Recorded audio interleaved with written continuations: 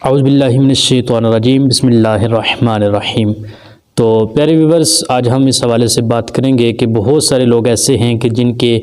ساتھ جو ہے وہ اس طرح کے جنات کے معاملات ہوتے ہیں، اثرات ہوتے ہیں یا عملیات ہوتے ہیں، جادو ٹونے کے معاملات ہوتے ہیں، اور بہت سارے لوگ ایسے بھی ہوتے ہیں جو غلط فہمی کا شکار ہو جاتے ہیں۔ ویسے ان کو اس بات کا ڈر رہتا ہے کہ کسی نے کوئی جادو کروا دیا، تو اس طرح کے کسی نے کوئی عمل تو نہیں کروا دیا ہم پر۔ بالخصوص عورتوں کے اندر یہ معاملات جو ہے غلط فہمی کے زیادہ پائے جاتے ہیں۔ کسی کا اگر کوئی شوہر ہے تو وہ اگر کسی دن سے غصہ کر رہا ہے تو بولیں گے کسی نے کچھ کروا تو نہیں دیا، یا کسی کو کوئی معاملات ڈسٹرب ہو رہے ہیں تو پھر بھی لوگ یہ سمجھتے ہیں کہ شاید کسی نے کچھ کروا دیا ہے۔ تو اس طرح کے معاملات، جادو ہو جانا یا اس طرح کے معاملات ہونا یا جنات کا، یہ معاملات حق ہیں، ہوتے ہیں، انکار نہیں ہے اس بات کا، لیکن کچھ کے ساتھ ایسا ہوتا بھی ہے، کچھ غلط فہمی کا شکار ہو جاتے ہیں۔ ہوتا نہیں، صرف ان کے اندر ڈر ہوتا ہے۔ تو آئیے آج ہم پیارے آقا صلی اللہ تعالیٰ علیہ وآلہ وسلم کے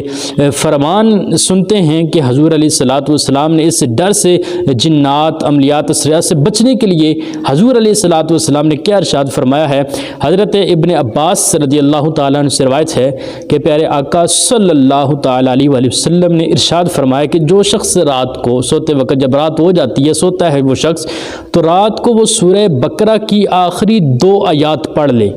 تو وہ اس کے لیے کافی ہو جائیں گی۔ تو مفسرین اس بارے میں فرماتے ہیں کافی ہو جائیں گی، کیا مطلب ہے کہ وہ ان مصائب و علام سے، ناگہانی آفات سے، ناگہانی جو مصیبتیں آتی ہیں، اچانک مصیبت آئی، ان سے بچ جاتا ہے، اور یہ جو عملیات ہوتے ہیں، جنات، جادو ٹونا ہوتا ہے، وہ اس سے جو ہے وہ محفوظ ہو جاتا ہے۔ تو حضور علیہ الصلوۃ والسلام نے جو فرما دیا وہ حق ہے، تو ہمیں چاہیے کہ ہم حضور علیہ الصلوۃ والسلام کے اس فرمان پر عمل کریں، تاکہ ہمارے اگر کوئی اس طرح کا مسئلہ ہو تو وہ دور ہو جائے۔ اگر ہمیں غلط فہمی ہو جاتی ہے، کوئی ڈر وغیرہ رہتا ہے، رات کے وقت ڈر ہوتا ہے، یا کوئی ڈرنے کی کسی کو اس طرح کا مسئلہ ہو جاتا ہے، تو وہ بھی مسائل ہمارے حضور علیہ الصلوۃ والسلام کے اس فرمان سے دور ہو جائیں گے کہ رات کو سوتے وقت سورہ بقرہ کی آخری 2 آیات ہم نے پڑھنی ہے۔ اللہ تبارک و تعالی ہمیں عمل کرنے کی توفیق عطا فرمائے، آمین بجاہ النبی الامین صلی اللہ تعالی علیہ وآلہ وسلم۔